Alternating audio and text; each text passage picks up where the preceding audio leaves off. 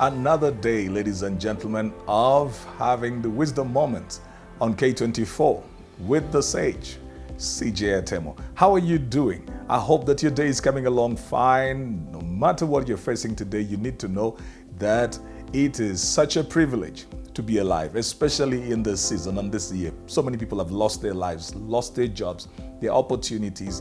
They have had to shift, move. Some of them don't even know how to get up on their feet again. So if you are here, no matter how the day is, no matter how hot the sun is, be grateful for the opportunity of today.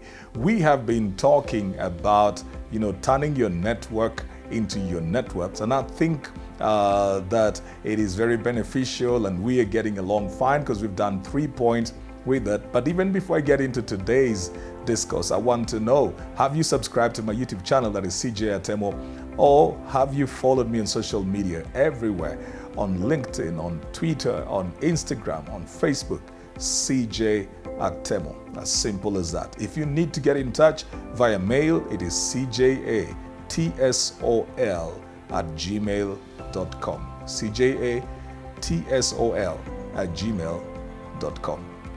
We've talked about intentionality. If you're going to build and turn your network into your network, intentionality. You first have to build a network before you can even turn it into your network.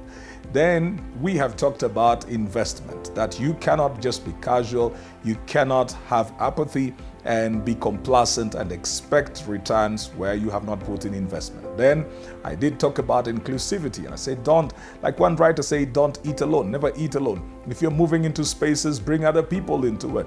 That's how you keep circulating energy within your network, and you keep that network having so much wealth and treasure so that you can actually draw from it. The Jews, the Indians, and the Somalis, they've got all these kind of models where they support each other, inclusivity.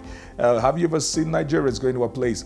They will pull everybody coming along. It's such a beautiful thing. The Italians have this aspect of a communal kind of a setup, and it always works out for them very well because of the element of inclusivity. Well, that's not profiling, just trying to pick up positives from various groups and to show us, especially those of us who are from the African origin, that look, you lose nothing by bringing somebody else on board. My fourth point today, my fourth I, is integrity. This is absolutely key.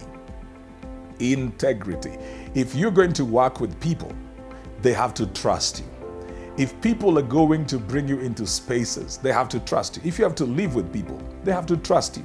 Trust is the currency of leadership, I say that, but it is also the currency of business. Trust is the currency of business, and it is the currency of relationships and leadership. If you're a leader and people have stopped trusting you, they will not follow you. You do so much just to gain trust. You do very little to lose that trust. And then you have to do more than you did the first time to rebuild that trust. Sometimes you never really get to get it back. See, people will say things like, I've forgiven somebody for an offense, but I don't trust them. They will say, well, forgive them, but don't bring them close again. Don't give them a second chance. What is it that they are dealing with? They are dealing with the element of trust. That as much as they no longer hold whatever you did against them, they don't feel that they want to bring you there because they are afraid you will do that the second time and hurt them, even the second, the third, and the fourth time. People need to know that they can trust you with information. They can trust you to keep your word. Your word has got to be as good as you say it. See, when I say trust is currency, it means that you determine the value of the words that you speak. Because again, you cannot separate trust from the words, the things that you do. What do you say to people's face or behind their back in spaces? How do you behave when you have certain obligations, commitments, responsibilities, when people have expectations around you and on you? How do you behave? There are people who, if they cannot meet a certain obligation, they will either go quiet or switch off their phone or just go missing. What you do is you break the element of trust. People can't trust you. If your yes is not yes and your no is not no, people lose trust in you. I've seen how people have gotten upset over time with their political leaders. They're so angry. And with people who do not even personally know them, where there was no direct contact, but because there was a contract at the ballot box, these people felt their trust was broken. When they feel that a leader did not meet their expectations, then they get so upset and they feel like, I've voted in this person. This is what they did. They betrayed us. So anytime trust is broken, you will hear the word betrayal. Nobody wants betrayal. Nobody wants to feel betrayed, whether it is in a marriage setup, a job setup. Nobody wants to feel that you are letting out information out of the group to a competitor. Nobody wants to feel that you are putting them in a place of compromise. And hey, I've got to say this, the screenshot team, you lose trust. Those of you who love taking screenshots of conversations that you have with people and you send them out, you just totally break trust. Even the person that you're sending that to will never trust you. They know that if you can breach that trust somewhere else, you will breach it over here. Unless it is a situation where everybody knows that the information is going to be passed on to somebody else and it is dealt with at that particular point, then it is done. If you are the person who will just be, the younger people will say you're a snitch. You're just snitching on people everywhere and getting info here and taking the information elsewhere. Nobody will trust you. In the same manner, even when it comes to matters of business opportunities and turning that network into your net worth, you have to be trustworthy. If you need to pay, go ahead and pay. If you cannot pay, call, meet the person, negotiate. Let them know why you cannot meet the obligations that you had even before. That's why even with financial institutions, there is the element of credit worthiness. Credit worthiness is actually just trustworthiness. Can we trust you with our money?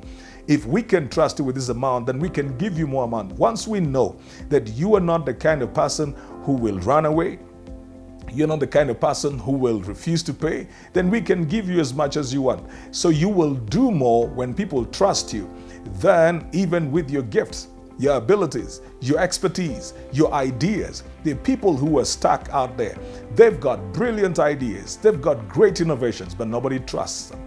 There's also the element, of when you backstab people, they don't want you to be part of their network. Sometimes they cannot remove you, but what they do is that they do not do what I said in number 3. They don't include you. They don't take you into meetings. They don't take you into spaces. They just feel like if you go into that place, you are going to backstab the person who opened the door for you, and shortly they will not have that contact anymore.